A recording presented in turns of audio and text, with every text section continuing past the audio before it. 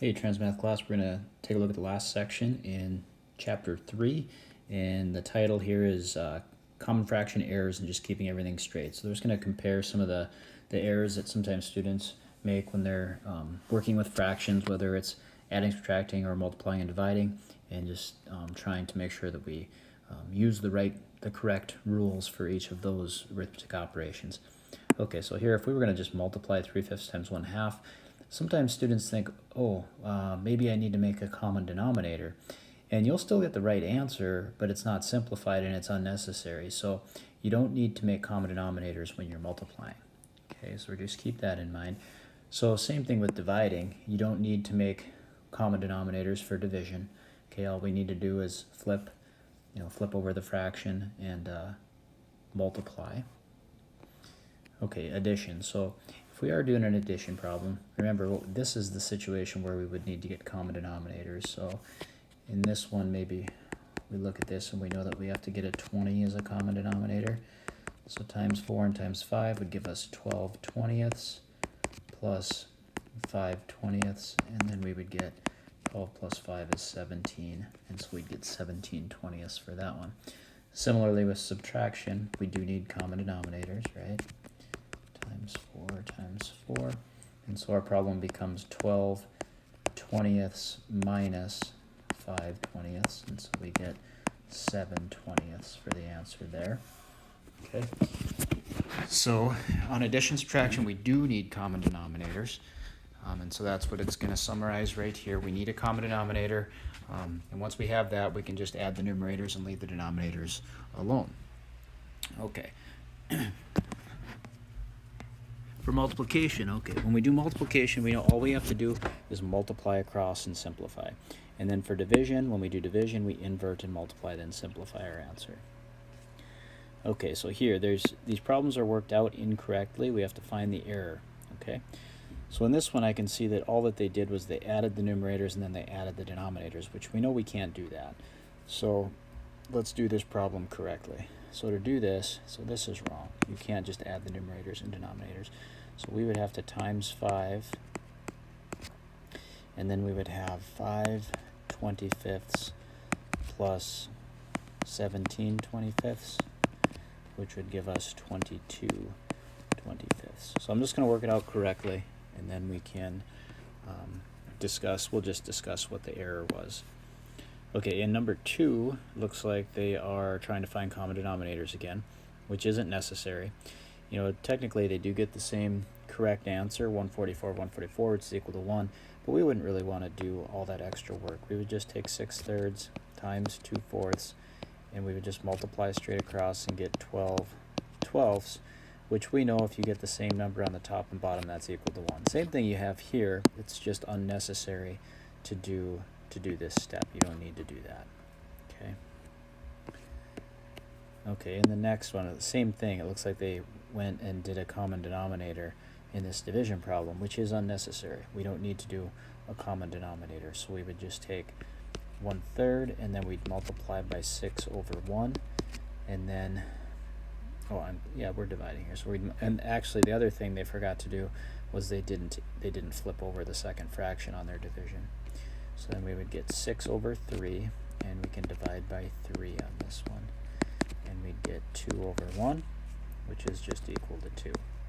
Okay, and on number 4, for this one, again, with the subtraction problem, they just subtracted the top and the bottom. We know that's not the way it works, so we need to get a common denominator. If we multiply by 3 on this fraction and by 10 on this fraction, then we can do it. 3 times 6 is 18, 3 times 10 is 30, and then 1 times 10 is 10, 3 times 10 is 30. Now that we have common denominators, we can take 18 minus 10 and get 8, and 30 is the denominator.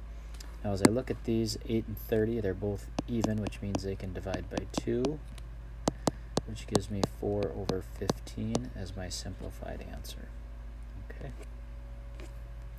Okay, and then the last part of this, we have some word problems again. So we want to look for some key phrases or just the key idea of what they're asking us to do. And so we'll have to decide add, subtract, multiply, or divide for these ones, okay? So it says, so Jenna is selling out of her food truck some Chinese food. So Jenna took out a piece of chicken to make an order of ginger chicken. That piece weighs 3/4 of a pound. She cut off 1/2 a pound to make it a smaller order. How much is left? Okay, so she started with 3/4. She cut off of that 1/2 a pound, and how much is left? So we're subtracting off that 1/2 of a pound. So 3/4 minus 1/2. So again, because it's subtraction, we need common denominators. So that's going to be 3/4 minus 2/4, and we should get 1/4 and pound. 1/4 of a pound is what's left. Okay, number 2, Jenna mixes soy sauce and peanut oil to go with the sweet and sour pork. She mixes 1/3 cup soy sauce, 1/4 cup peanut oil in a bowl. How much sauce and oil does she have in the bowl? So combining these together, right? If we combine them, that means we're adding them. 1/3 plus 1/4. Common denominator, I think we can make a 12. So times 4 over, and then times 3 on this one. So that gives us 4/12 plus 3/12, and so we should get 7/12 cup for this one. Okay. Number 3, Jenna has 3/4 cup of rice that she mixes with vegetables to make stir fry for large orders. She needs 3 times as much rice.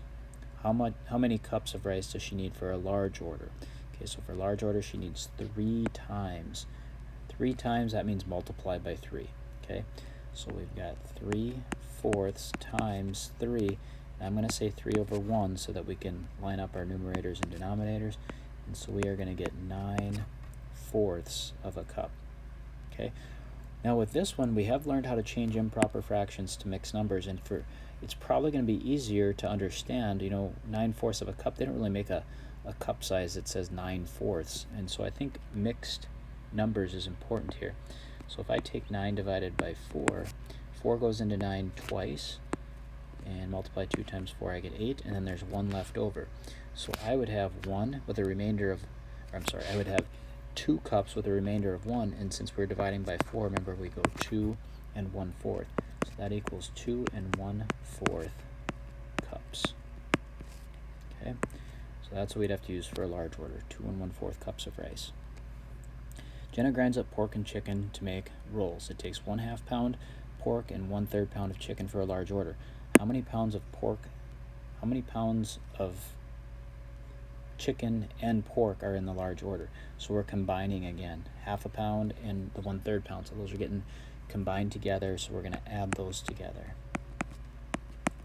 So 1/2 plus 1/3, let's get a common denominator of 6 if we multiply by 2 and by 3. So that's 3/6 plus 2/6 would equal 5/6 of a pound.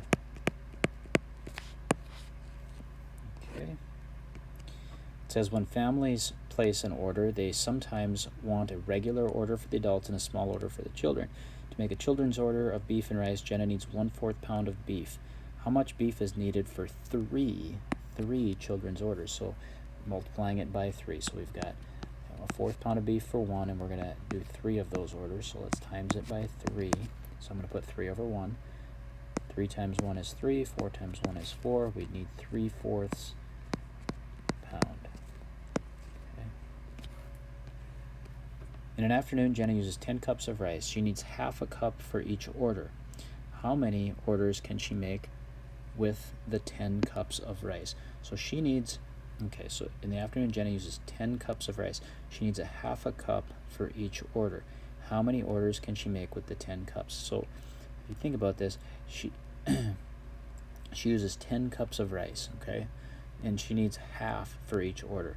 So if this is what she's got, and she's going to use up 1/2 for each order, how many orders can we get? So we're actually dividing up those 10 cups by 1/2, okay? And that'll tell us how many orders we can get from it. Okay, since each order takes 1/2 cup, 10 is what the total that she has, and she's using 1/2 for each. So this is what our problem is going to be. So when we have 10 over 1, and we're going to multiply by the reciprocal, or we're going to flip it, right? We're going to flip that fraction and multiply. And so that's going to give us 20 over 1, so we can get 20 orders. that is it. That's the last section.